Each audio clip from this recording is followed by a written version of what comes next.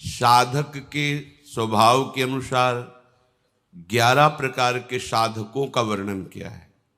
साधकों का कि ऐसे 11 प्रकार के स्वभाव वाले भगवान की साधना करते हैं, प्रभु को प्राप्त करने की साधना करते हैं, भजन करते हैं। ये विषयी पुरुषों की नहीं, ये साधकों की। साधकों में भी 11 प्रकार के साधक हैं। पहला, प्रभु की प्राप्ति की बात सुनकर सत्संग शास्त्रों में कि जीवन का परम लक्ष्य है प्रभु का साक्षात्कार कर लेना, भगवत प्राप्ति करना, परंतु विषय भोगों में अत्यंत आसक्त है। इतना आसक्त है कि विषय भोगों का चिंतन करता रहता है, विषय भोग मिलने पर भोगने की प्रवृत्ति है, पर वो अंदर ये बैठाले हुए कि लक्ष्य तो भगवत प्राप्ति है, क्या करूं, चल नहीं पा रहा हूं, मेरे जीवन का लक्ष्य तो हमने भगवत प्राप्ति रखा, पर दृढ़ नहीं है, विषयों में आसक्त है और विषय क्रिया भी करता है, प्रभु का भजन भी करता है, पर उसका लक्ष्य मंद होता है, प्रबलता विषयों की होती है और भोगों में वो सुख भोगता है, पर वो ऐसा नहीं कि भजनहीन जीवन व्यतीत करे, तभी उसको साधकों की गणना में लिया गया है। इसे विषयी साधक कहते हैं। भगवत प्राप्ति अभी बहुत दूर है, बहुत दूर है, परमानंद की अनुभूति नहीं होगी। देखो, भजन नष्ट नहीं होता, पर भजन का प्रभाव नहीं होगा हृदय में। बीज है हृदय में, पर वो अंकुरित होना, पल्लवित होना, वृक्ष रूप धारण कर, ये नहीं हो पाएगा। हाँ, किसी जन्म में होगा, पर इस जन्म में ये जो स्वभाव बन गया है भोगों के प्रति महत्व बुद्धि, सुख बुद्धि और उसे भोगना, पर कहीं न कहीं हृदय में बात बैठ गई है कि जीवन का लक्ष्य तो भगवत प्राप्ति ही है, इसलिए कुछ भजन भी करता है, पर उसे भगवदानंद की अनुभूति नहीं होगी और भजन का प्रभाव प्रकट नहीं होगा। क्योंकि जैसे जैसे वो भोगों में लगेगा, वैसे वैसे वो भजन की जो वृत्ति उसने सत्संग और शास्त्र स्वाध्याय से प्राप्त की है, वो मंद होती चली जाएगी। और यदि कहीं साधु संग मिल जाए तो फिर भोगों की वृत्ति मंद होती चली जाएगी और दिव्यता आने लगेगी भगवत प्राप्ति के उत्साह की। दूसरा साधक वो विषय भोग और भगवान दोनों को बराबर रखता है। पहला साधक जो वर्णन हुआ वो भगवत प्राप्ति की चाह तो करता है, पर विषय भोग प्रधान है। दूसरा जो साधक है वो भजन भी नहीं छोड़ सकता और विषयों को भी नहीं छोड़ सकता। लगभग दूसरे में अधिकता पाई जाती है कि वो बैलेंस बना के चलना चाहता है कि ज्यादा जलन भी ना हो और भजन भी होता रहे। जब जो इंद्रियों ने मांग की, मन ने मांग की, वैसे ही भोग क्रिया की और भजन भी। बहुत समय लगेगा, समय बहुत लगेगा, रंग नहीं आएगा, अभी रंग नहीं आएगा भजन का। तीसरा साधक भगवान की प्राप्ति चाहता है, पर साधन में तत्परता न होने के कारण त्याग का उत्साह है, पर त्याग नहीं कर पा रहा। यहां भोगों की प्रधानता नहीं है, यहां भोगों और प्रभु बराबर नहीं है। वो प्रभु को चाहता है प्राप्त करना, पर साधन में तत्परता ना, जो गुरु प्रदत्त साधन है उसमें प्रमाद होने के कारण जो त्याग का उत्साह है वो त्याग कर नहीं पा रहा।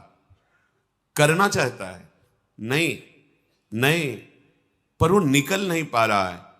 कारण साधन में तत्परता नहीं।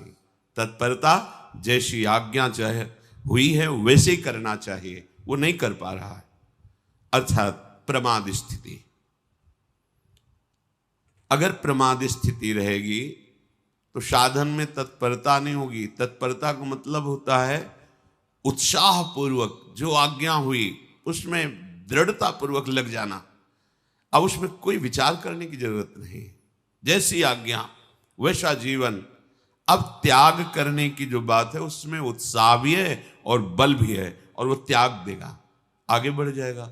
पर ये जो तीसरे स्वभाव का साधक है वो साधन में तत्परता ना होने के कारण त्याग किसको करना ये भी जानता है, त्याग का उत्साह भी करता है, पर वो त्याग नहीं पाता है, समय लगेगा। सत्संग साधन करते करते जब ये तत्परता आने लगेगी तब वो विषयों का त्याग कर देगा। चौथा,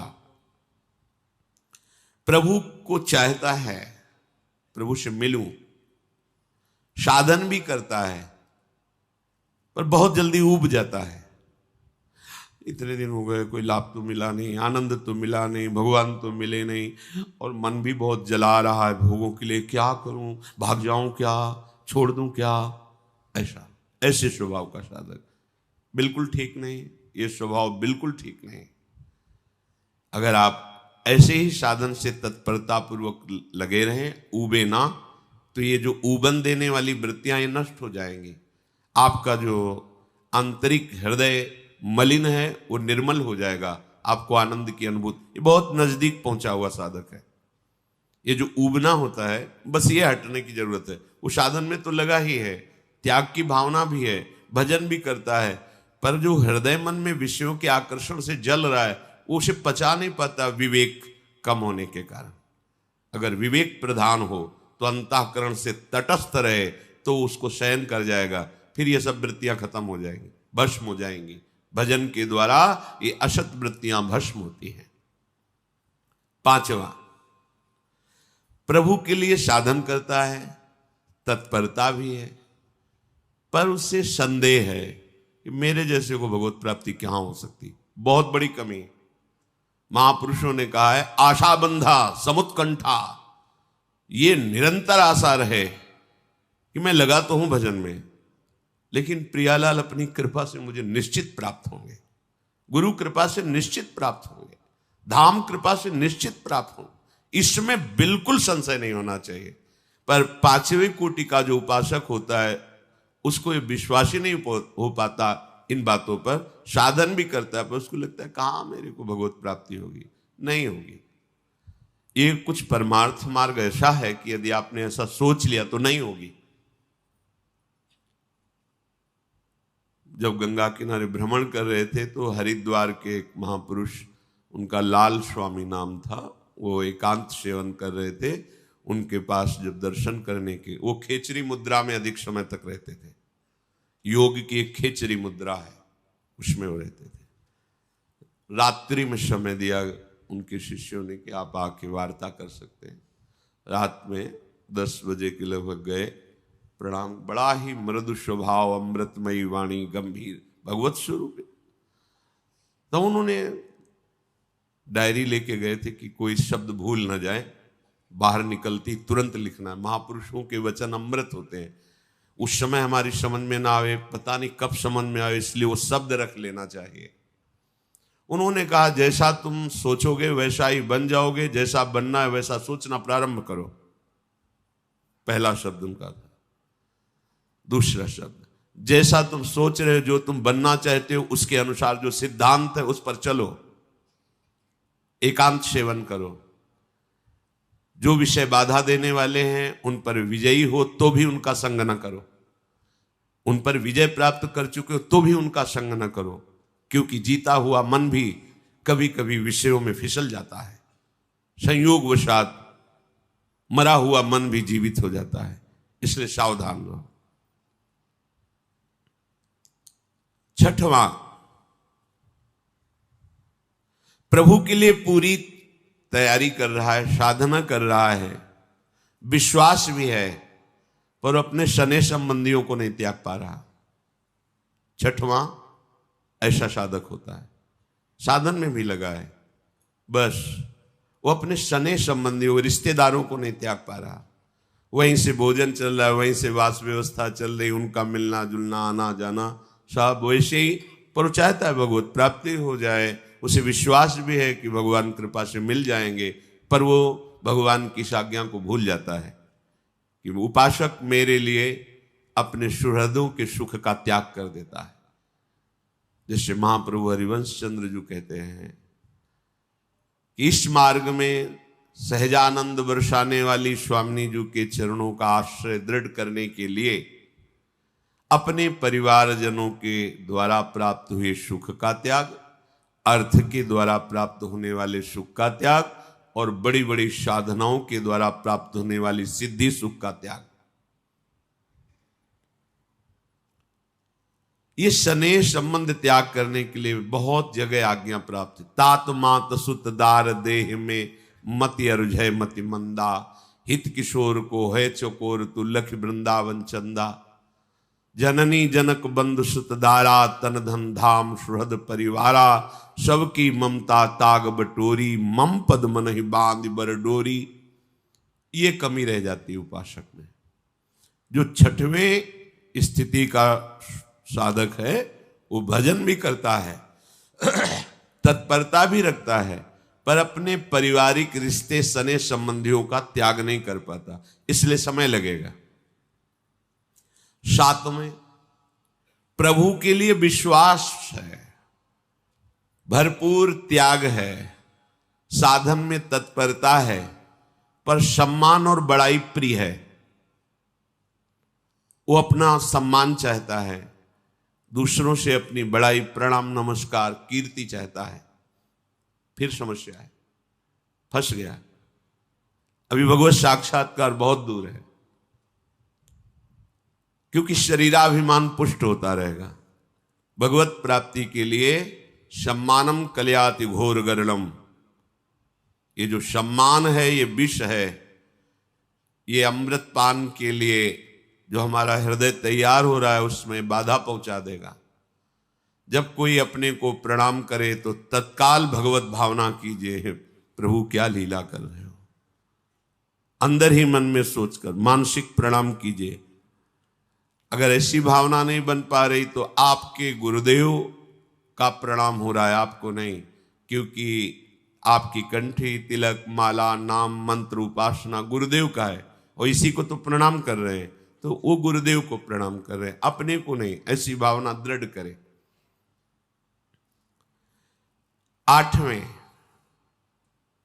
प्रभु पर विश्वास है, त्याग की भावना प्रबल है, पर वो अपने गुरु प्रदत्त मार्ग में चलता नहीं, बदलता रहता है, अपनी वृत्तियां बदलता है, कभी ये कभी वो कभी ऐसे। गुरु प्रदत्त, अब भी भगवत प्राप्ति में अंतराय है। प्रभु पर विश्वास है, त्याग भी है, पर वो गुरु प्रदत्त उपासना में दृढ़ नहीं, बार बार मन बदलता रहे, कभी ये पढ़ा कभी वो पढ़ा, कभी ये अनुष्ठान कभी वैसे चला, ऐसा नहीं। सांगो पांग उपासना, गुरु प्रदत्त नाम, गुरु प्रदत्त मंत्र, गुरु प्रदत्त कंत अर्थात इष्ट, गुरु प्रदत्त ग्रंथ, एक सांगो पांग उपासना में मन को समाहित कर दिया, बात बन गई। नवा, प्रभु पर विश्वास है, त्याग है, साधन में तत्परता है, पर लक्ष्य दृढ़ नहीं कर पा रहा। हम श्यामा श्याम के श्री चरणारविंद के निज सेवक हैं, हरिवंश बलिदास रसिक अनन्य शान बजायो एक श्याम श्यामा पद प्रीति। बस श्री हरिवंश चरण निज सेवक बिचले नहीं, छाणी रस रीति। चाहे लाभ आवे चाहे हानि आवे, अब तो बेल फैल गई जाने सब कोई। बस दृढ़ निष्ठा, मन क्रम वचन त्रिशुद्ध सकल मत, हम श्री हित हरिवंश उपासी। दृढ़ता, लक्ष्य की दृढ़ता। विभिन्न प्रकार के भगवान की उपासना पद्धतियां हैं, बहुत से भगवान के लीलावतार हैं, बहुत से भगवान के नाम हैं, ऐसे ही भक्त हैं, सब वंदनीय हैं। पर हमें प्रियाजू ने जिस मार्ग में चयन किया है, हम तो जानते भी नहीं थे मार्ग, इस मार्ग को प्रियाजू ने चयन किया, प्रियाजू ने अपने चरणों की शरण दी है, प्रियाजू ने हमें मार्ग दिया। अब हमको अपनी मनमानी नहीं करनी। अब जो कहें करें हम सोई, आयस लिए चले निज दासी, मन क्रम वचन त्रिशुद्ध सकल मत, हम श्री हित हरिवंश पासी। दृढ़ता, ये मनमानी आचरण करने वाले कृपा की अवहेलना करते हुए दिखाई देता है, दुर्गति दिखाई देती है, पर पकड़ नहीं सकते। क्यों? क्योंकि देहाभिमान इतना पुष्ट है कि जो भी बोला जाएगा उसका प्रतिकूल भाव आएगा, रास्ता ही खत्म। ये रास्ता श्रद्धा से चलता है। प्रथम हृदय श्रद्धा जो करे, हमारी बात पर श्रद्धा, हमारे उपदेश पर श्रद्धा, दिए गए भजन सिद्धांत पर श्रद्धा, मार्ग पुष्ट है, चले जाओ, गिरोगे नहीं, हर समय गोद में रहोगे। पर वो देहाभिमानी अपनी मनमानी आचरण करने के कारण वो लक्ष्य में दृढ़ नहीं हो पाता है। 10वां,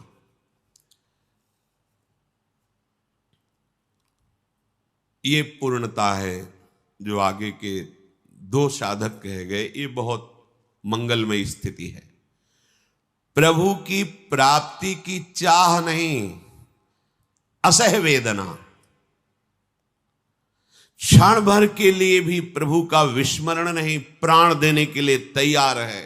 बस कैसे मिले, कहां जाऊं, किससे कहूं, असमर्थ हूं, वो अंदर की स्थिति, क्या करूं, किससे कहूं, वो कौन सा आयोग करे, मेरी इस बात को कौन समझे, प्रभु कैसे मिले, असह्य हो रहा है, वेदना उसके हृदय में। एक पल के लिए भी प्रभु का विस्मरण नहीं, प्राण फूलों की तरह लिए तैयार है कि अगर प्राण देने से प्रभु मिल जाए तो अभी प्राण ले लो। ये है महामहिम स्वरूप, उपासक का ये महामहिम स्वरूप है। अहो भाग्य जिसके हृदय में प्रभु के लिए पीड़ा पैदा हो गई है, व्याकुलता पैदा हो गई है।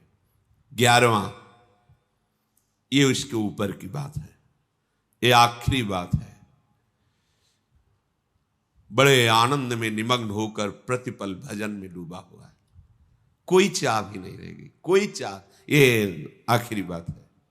हर समय एक आनंद की भारी उमगन है, निरंतर भजन के रूप ध्यान में चिंतन करता डूबा, कोई चाह नहीं, मिलो ना मिलो कोई चाह, नरक भेजो स्वर्ग भेजो कोई चाह नहीं, ये सबसे आखिरी स्थिति। कोई कामना नहीं, न लोक की न परलोक की, भजन केवल भजन के लिए, भजन जीवन बन गया है। प्रभु ऐसे उपासक से दूर थोड़ी रहते, ऐसे ही उपासक के साथ लीला करते हैं, वो लीला पात्र बन जाता है। इसमें कोई चाह नहीं रह गई, भगवान मिले दर्शन, ये सब बहुत दूर बात हो गई। भजन जीवन, प्रतिपल उमंगन, और भजन ही चल रहा है, बस भजन के लिए भजन, भजन ही जीवन।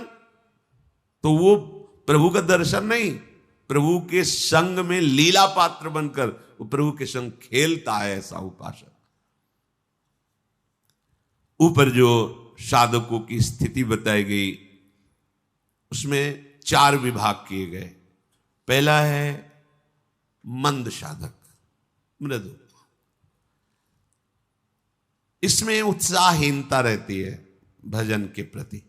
जो मंद साधक है वो प्रतिभाहीन होता है, कांतिवान नहीं है, प्रसन्नता नहीं, ये कैसे बुझा हुआ सा जीवन। गुरु के वचनों में तर्क वितर्क करके अपनी बुद्धि के अनुसार चलने की चेष्टा है मंद साधक। जैसी आज्ञा वैसा नहीं, उसमें अपनी मनमानी लगा लेना, दुष्कर्मों से भी कोई परहेज नहीं ज्यादा, अधिक भोजन में प्रियता होना, जनेंद्रीय भोग प्रधान होना, चित्त में चंचलता रहना, कोई भी सेवा साधन से बचने का स्वभाव होना, तुरंत उत्तर वो हम तो बचने का स्वभाव होना, और ब्रह्मचर्यहीन होना हृदय में कठोरता, निर्दयता होना, पर साधक है, चल रहा है, इसे मंद साधक कहते हैं। दूसरा मध्य, ये जो 11 साधक बताए गए इनमें से 4 विभाग किए गए। दूसरा मध्य साधक, सर्वत्र समबुद्धि करने की चेष्टा करना, मध्य साधक। कितना भी उसे कोई सताए, क्षमा का भाव रखना, हमारे पुण्य क्षीण ना हो, पुण्य बढ़ते रहें, ऐसी अभिलाषा रखना, प्रिय बोलना, गुरु के वचनों पर विश्वास रखना,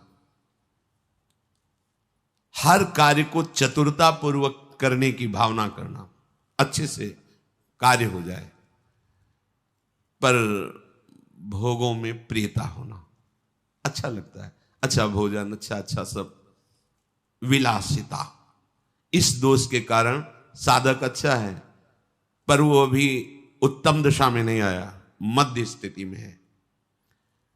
अधिमात्र साधक उत्तम दशा को प्राप्त, स्थिर बुद्धि होना, नाम में, रूप में, लीला में, धाम में, गुरु उपदेश में, जो सुना वैसे का वैसा पकड़ लिया, कोई मन की बात उसमें नहीं लगाई।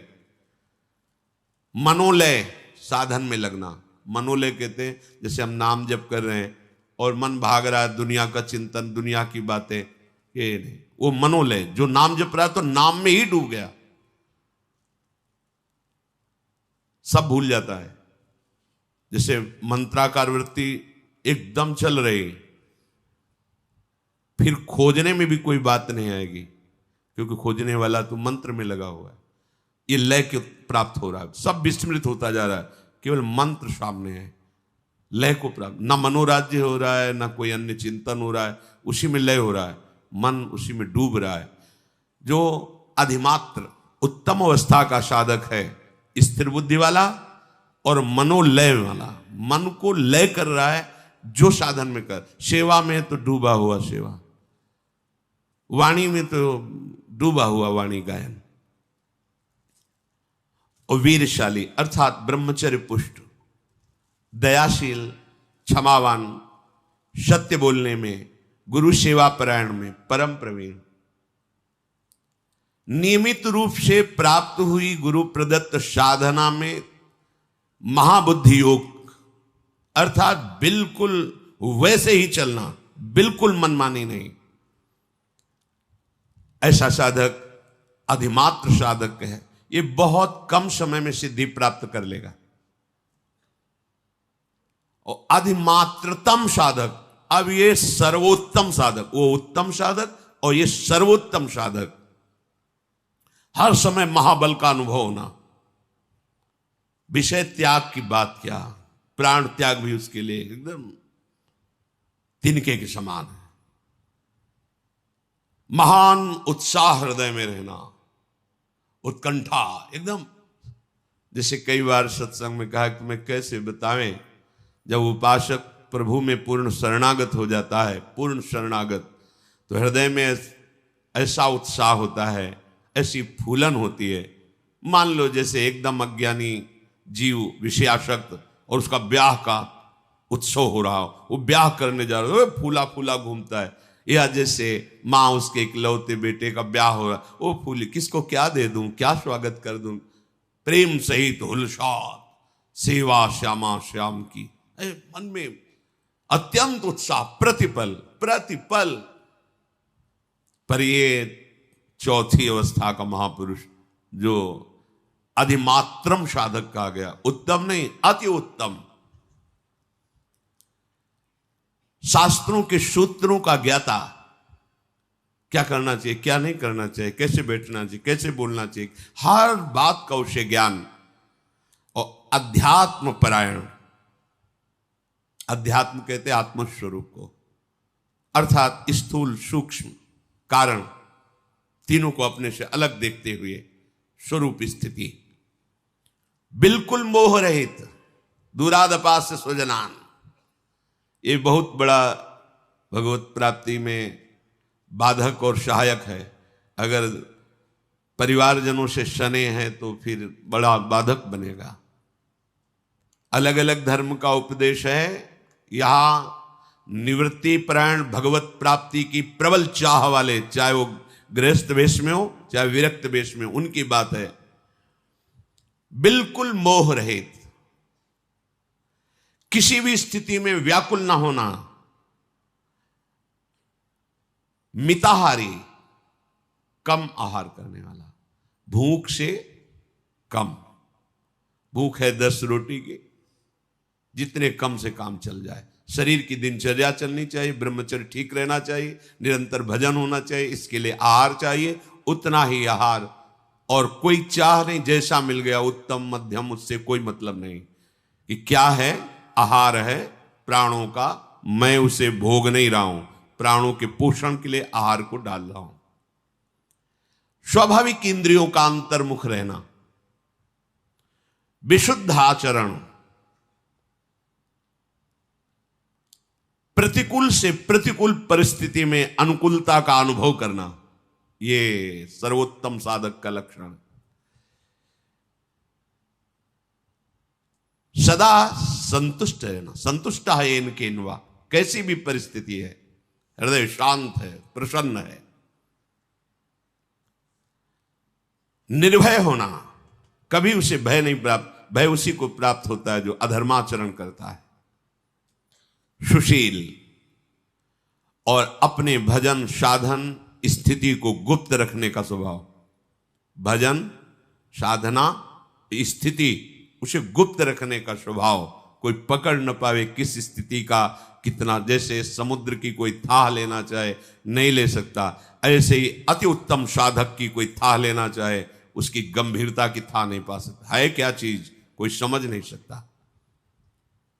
शांत, परम विश्वासी, गुरु पूजन परायण, लोक संग से विरक्त, सर्व साधन विषयों का ज्ञान और परोक्ष ज्ञानी अर्थात आत्मानुभूत से युक्त, ऐसे उपासक को अधिमात्रम साधक कहते हैं। ऐसे उपासक को भगवत प्राप्ति में विलंब नहीं होता, वो जब चाहे भगवत दर्शन कर सकता है, जब चाहे। बस हमें इन बातों का मनन करना चाहिए। जहां हमारी कमजोरी है उसके त्याग के लिए हमें उत्साह संपन्न बनना है। उत्साह संपन्न हमें 2 ही बना सकते हैं, साधन को हरिभजन है, कै सत्संग सहाय। उत्तम साधना खूब नाम जप करो और सहयोग सत्संग देगा। नाम जप की प्रेरणा, नाम जप का उत्साह, विषयों के त्याग का बल, ये विवेक बल, ये सत्संग से प्राप्त होता है। हम भजन और सत्संग के प्रभाव से प्रियालाल के निज जनों में अपना नाम लिखवाएं, अपना परिचय बनाएं, अपनी स्थिति बनाएं कि प्रियालाल एक देखें कि ये मेरा अपना है, ये निज जन है। और हमें सौभाग्य मिला है, हमें कदम पीछे नहीं हटाने। जो हमें स्वीकार किए वही हमें बलवान बनाएंगे, वही हमें आगे बढ़ाएंगे। हम उत्साहहीन होकर विषयों में गिरे ना, अनुकूलता के गुलाम ना बने।